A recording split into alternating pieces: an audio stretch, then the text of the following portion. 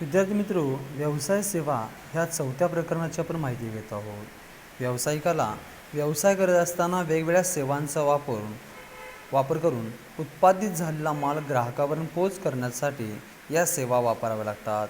व्यवसाय सेवामध्ये वेगवेगळ्या सेवा वापरल्या जातात. बँक, विमा, वाहतूक, गोदामे, संप्रेषण इत्यादी सेवा त्या ठिकाणी वापरून उत्पादित झालेला माल ग्राहकापर्यंत पोच करण्याचं काम त्या ठिकाणी करावं लागतं.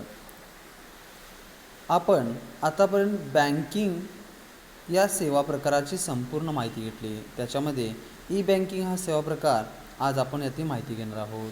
बँक म्हणजे लोकांकडून ठेवी स्वीकारणे, कर्ज देण्यासाठी व इतर कारणासाठी लोकांकडून पैसे ठेवी घेतले जातात व मागता क्षणी किंवा ताबडतोब वा मुदतीप्रमाणे पैसे काढताना डेबिट कार्ड किंवा क्रेडिट कार्ड किंवा इतरही माध्यम, धनादेश इतरही माध्यमांची सेवा पुरवतात. अशा संस्थेला बँक असं म्हणतात. तर बँकेचे विविध प्रकार पाहिले, त्याच्यानंतर बँकेची कार्य त्या ठिकाणी पाहिली. पैसे देणे व कर्ज देणे व ठेवी स्वीकारणे, त्याचबरोबर इतरही कार्य त्या ठिकाणी बघितली. जसं जसं आधुनिकतेकडे आपण जातोय तसं बँकेची संकल्पना व व्याप्ती वाढताना आपल्याला दिसून येते. दैनंदिन व्यवहार सुलभ व्हावे यासाठी बँकांची निर्मिती सरकार व समाजातील लोकांनी केलेली आपल्याला दिसून येते. बँकेचे नवनवीन नियम, आज आधुनिक जगामध्ये नवनवीन संकल्पना, नवनवीन विचार, नवनवीन कायदे कानून तयार होताना आपल्याला दिसतात. यातच आधुनिकतेकडे व्यवसायात वाढ व्हावी व लोकांच्या व्यवहारामध्ये वाढ होऊन गरजा भागाव्या यासाठी ई बँकिंग ही संकल्पना त्या ठिकाणी उदयास आलेल्या आपल्याला दिसून येते. ई बँकिंग म्हणजे इलेक्ट्रॉनिक बँकिंग असं म्हणतात. ई बँकिंगला आभासी बँकिंग, व्हर्च्युअल बँकिंग असंही म्हटलं जातं. याच्या माध्यमातून इंटरनेटचा वापर करून, इलेक्ट्रॉनिकच्या साधनांचा वापर करून त्या ठिकाणी जे पैशाची देवघेव संगणकीय प्रणालीद्वारे होते त्याला ई बँकिंग असं म्हटलं जातं. याच्यामध्ये जवळजवळ 7 प्रकार त्या ठिकाणी ई बँकिंगचा वापर करून त्या ठिकाणी व्यवहार होताना आपल्याला दिसून येतात. पहिलं बघा, स्वयंचलित नगद प्रदान सुविधा, ज्यालाच ATM असं म्हटलं जातं. स्वयंचलितच्या माध्यमातून मशीन असतं आणि त्या मशीनमध्ये पैसे काढण्याची व भरण्याची सुविधा दिली आपल्याला दिसून येते. त्यालाच ॲटोमेटेड टेलर मशीनच्या माध्यमातून पैसेची संपूर्ण माहिती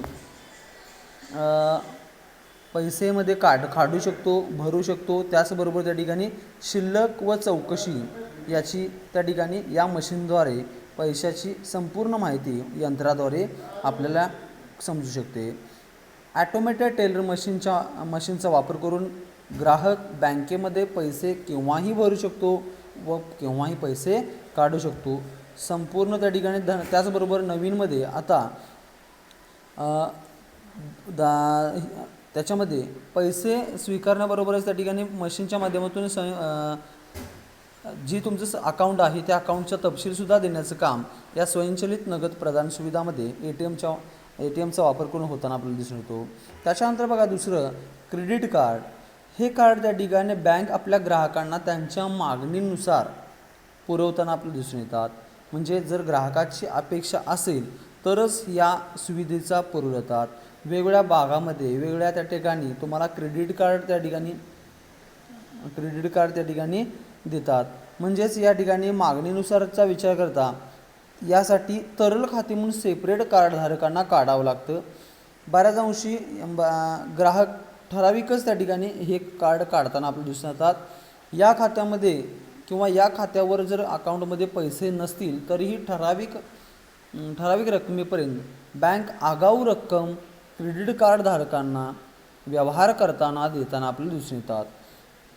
म्हणजेच त्या ठिकाणी चालू खात्यामध्ये जसं ओव्हरड्राफ्ट सिस्टीम दिली जाते, अधिविकर सवलत जशी दिली जाते, तसंच क्रेडिट कार्ड धारकांना पैसे त्या ठिकाणी शिल्लक जर नसतील तरी त्या ठिकाणी आगाऊ व्यवहार करण्यासाठी पैसे देण्याचं काम त्या ठिकाणी केलं जातं. कुठलीही रोख रक्कम जवळ बाळगावी लागत नाही. त्याच्यानंतर बघा डेबिट कार्डच्या बाबतीत विचार केला तर ग्राहकाच्या मागणी असेल तरच हे कार्ड त्या ठिकाणी पुरवलं जातं. पण आता दैनंदिन जीवनामध्ये विचार केला तर जवळजवळ सर्वच लोक किंवा सर्वच ग्राहक या सुविधेचा वापर करताना आपला दिसून येतात. डेबिट कार्डचा वापर करून पैसे काढण्याचं काम व त्या ठिकाणी भरण्याचं काम त्या ठिकाणी केलं जातं. ग्राहकाच्या गरजेनुसार पाहिजे त्या पद्धतीनं पैशाचे व्यवहार त्या ठिकाणी डेबिट कार्डचा वापर करून त्या ठिकाणी व्यवहार होताना आपल्याला दिसून येतात. डेबिट कार्डमध्ये एक म्हणजे त्याच्यामध्ये पैसे खात्यामध्ये असावेच लागतात तरच त्या ठिकाणी व्यवहार होतात. जसं क्रेडिट कार्डमध्ये पैसे नसतील तरीसुद्धा बँक आगाऊ रक्कम व्यवहार होण्यासाठी ग्राहकाला पुरवते, तसं डेबिट कार्डमधले कुठलीही आगाऊ रक्कम पुरवली जात नाही. जेवढे खात्यामध्ये असतील पैसे तेवढेच त्या ठिकाणी व्यवहार करण्यासाठी दिले जातात. गरजेनुसार मागणीनुसार ही सुविधा बँक आपल्या ग्राहकांना डेबिट कार्डची सेवा पुरवताना आपला दिसून येतात. त्याच्यानंतर बघा चौथा प्रकार RTGS. RTGS म्हणजेच रिअल टाईम ग्रॉस सेटलमेंट. बऱ्याच अंशी त्या ठिकाणी बघा एका राज्यातून दुसऱ्या राज्यामध्ये, एका जिल्ह्यातून दुसऱ्या जिल्ह्यामध्ये पैसे पाठवण्यावर बँकांच्या बाबतीत पैसे पाठवण्या काही नियम आणि मर्यादा येतात. कितपत पैसे पाठवावे, किती अडचणी येणार आहेत, जास्त मोठी अमाऊंट असेल तर पैसे पाठवण्यात वेळ लागू शकतो किंवा जास्त रक्कम असेल तर पाठवता येत नाही. ती सुविधा ही अडचणवर मात करण्यासाठी ही सुविधा बँक आपल्या ग्राहकांना देते. रिअल टाईम ग्रॉस सेटलमेंटमध्ये ग्राहकांना ताबडतोब लगेच त्या ठिकाणी तात्काळ सुविधा त्या ठिकाणी प्रतीक्षा न लावता पैसे पाठवल्यापासून 2 तासाच्या आत संबंधित ग्राहकाच्या किंवा संबंधित पैसे पाठवलेल्या त्या खात्यावर वर्ग करण्याचं काम किंवा जमा करण्याचं काम बँक करताना आपल्याला दिसून येते. त्याच्यानंतर बघा रिअल टाईम म्हणजे जास्त जमा केल्यापासून 2 तासाच्या आत त्या खात्यावर जमा केले जातात. जसं चेक जमा केल्यानंतर आपण 2 दिवसानंतर किंवा 3 दिवसानंतर पैसे जमा होतात तसं याच्यामध्ये नाही. तर रिअल टाईमनुसार ज्या त्यावेळी लगेच ताबडतोब त्या ठिकाणी 2 तासाच्या आत त्या ठिकाणी व्यवहार पूर्ण केले जातात. त्याच्यानंतर ग्रॉस सेटलमेंटमध्ये त्या ठिकाणी काय केले बघा, कुठलेही व्यवहार त्या ठिकाणी कुणाची प्रतीक्षा न करता दिलेलं काम ताबडतोब करायचं. म्हणजे समजा त्या ठिकाणी एका व्यक्तीचं इथनं कोल्हापूरहून मुंबईला पैसे पाठवायचे असतील तर त्या व्यक्तीचं ताबडतोब त्याचं व्यक्तिगत काम घेऊन त्या ठिकाणी ते पूर्ण करायचं. आणखीन कोण येईल का याची वाट बघायचं नाही. उदाहरण जसं एखाद्या STमध्ये बघा त्या ठिकाणी किंवा बसमध्ये त्या ठिकाणी 2-4 एक जरी त्या ठिकाणी व्यक्ती आला तर त्या ठिकाणी बस त्या ठिकाणी ठराविक वेळेला निघून जाते आणि एका व्यक्तीचं असेल तरी पण काम केलं जातं आणि 10 व्यक्ती असेल तरी पण काम केलं जातं.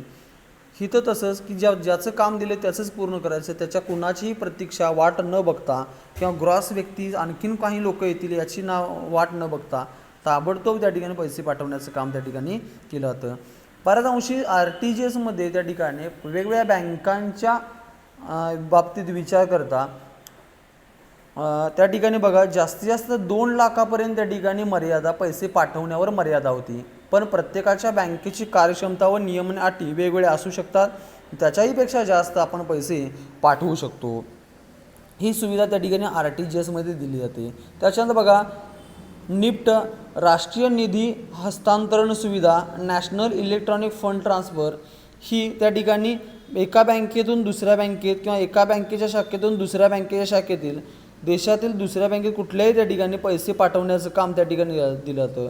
ग्राहकाच्या शाखेच्या हस्तांतरण सांकेतिक क्रमांक दिला जातो, NIFT कोड दिला जातो आणि लाभार्थ्याचा तपशील संपूर्ण दिला जातो आणि पैसे पाठवण्याची प्रक्रिया चालू होते. बऱ्याच अंशी त्या ठिकाणी सकाळी 8 वाजल्यापासून संध्याकाळी 7 वाजेपर्यंत दर अर्धा तासाला 24 भागामध्ये हस्तांतरण करण्याचं काम त्या ठिकाणी केलं जातं. पण याच्यामध्ये असं आहे की तात्काळ असं म्हणता येणार नाही की ठराविक बाबा 8:04ला आता जसं एखादी बस असेल 4 वाजता जाणार तर 4 वाजता जाणार आहे, सकाळी 7ला जाणार तर 7ला जाणार आहे. त्याचवेळी त्या ठिकाणी त्या बसमध्ये गेला तर तुम्ही प्रवास म्हणून करू शकता. जसं त्या ठिकाणी RTGSमध्ये तुम्ही एकटा जरी आला तर निघून तुमचं व्यक्तिगत काम केलं जातं. पण इथं तसं नाही. एक ठराविक ग्रुप त्या ठिकाणी पाडले बाबा 4 वाजता काम, 3 वाजता काम, 2 वाजता काम आहे किंवा त्या ठिकाणी त्याच्या आधी 12-11 असं प्रत्येकाचं एक टाईम त्या ठिकाणी स्लॉट काढलेलं आपल्याला दिसणार. त्या पिरियडलाच त्या ठिकाणी काम केलं जातं. असं सेपरेट व्यक्तिगत काम न करता त्या ठिकाणी ठराविक ग्रुपचा घेऊन त्या ठिकाणी काम करण्याचं काम किंवा बँकेतील पैसे पाठवण्याचं काम, निधीचं हस्तांतरण करण्याचं काम त्या ठिकाणी केलं जातं.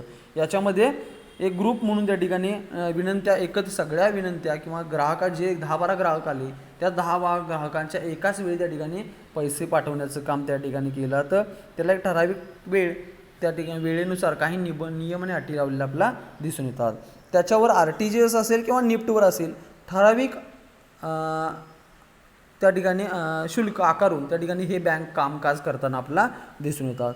त्याच्यानं बघा नेट बँकिंग आणि मोबाईल बँकिंग याच्या बाबतीत विचार केला तर बऱ्याच अंशी नेट बँकिंगमध्ये त्या ठिकाणी संगणक, लॅपटॉप असेल, मोबाईल असेल इत्यादी संसाधनांचा वापर करून पैसे एका ठिकाणून दुसऱ्या ठिकाणी पाठवण्याचं काम किंवा दैनंदिन व्यवहार ग्राहकांच्यासाठी मदतीचा वापर करून होताना आपल्याला दिसून येतात.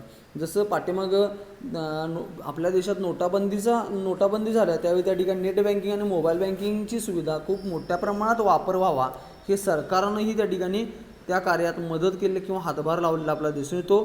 तीच त्या ठिकाणी या बँका नेट बँकिंग आणि मोबाईल बँकिंगच्या माध्यमातून स्वतःजवळ पैसे न बाळगता इलेक्ट्रॉनिकच्या माध्यमातून एका ठिकाणून दुसऱ्या ठिकाणी पैसे पाठवण्याचे काम त्या ठिकाणी केलेलं आपल्याला दिसून येतो.